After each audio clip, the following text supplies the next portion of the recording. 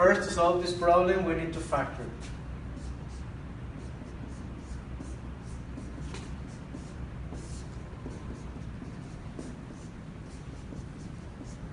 Then we cancel the repeated numbers.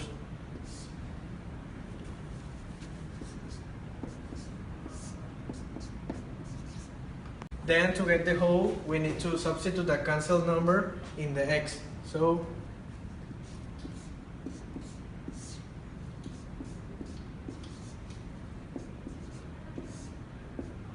and this simplified will equal to 1/2.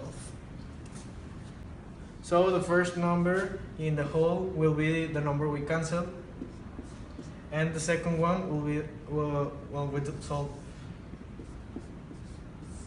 Well, the next step is to get the domain and the vertical asymptote. So in order to get the domain, you should look at both of these and equal them each one to 0. So in this case it will be x equals 3, and in this one it will be x equals -1. So it will be x is not equal to 3, -1.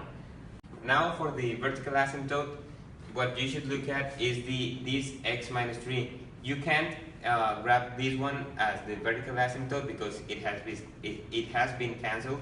So you just grab this number and equal it to 0. So you will have at the end x equals 3. So this is your vertical asymptote and this is your domain. Okay, so next we're gonna get the x-intercept, and for that we're gonna use this equation right here, and we're gonna equal it to 0. In this case, it was y.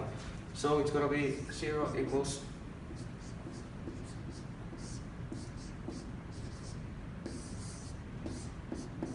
multiply it. Yes. So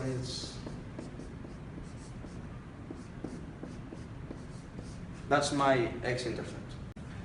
And for the horizontal asymptote in this problem, since both have the same degree, we divide numerator by denominator, in this case 1/1, so the horizontal asymptote is 1. To get the y-intercept, only we need to substitute x with 0. In this case, it will be -1 divided by -3, so 1/3 positive. With having all this information, we can graph our function.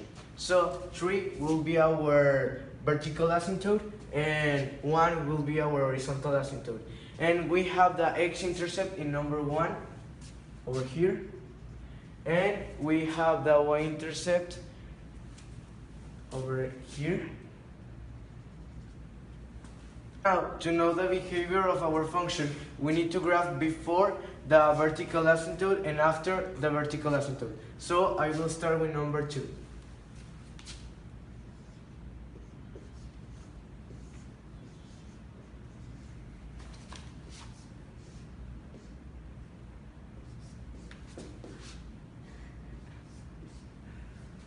So our first point is 2, -1. So our first point is this. I'm going to graph it. Our second point, we will use x as 4.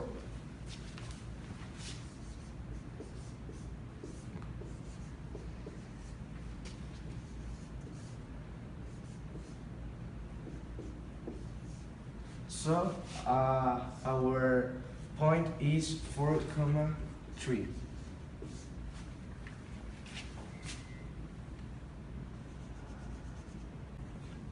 For being more accurate, I will use the 0.5 as x.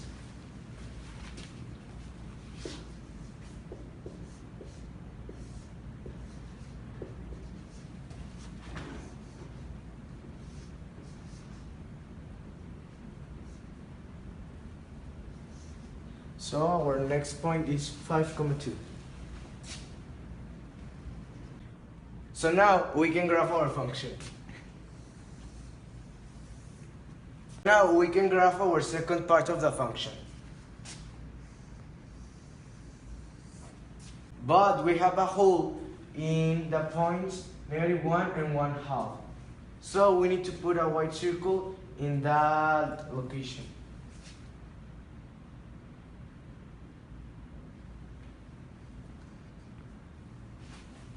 to put a range thanks that we have this graph.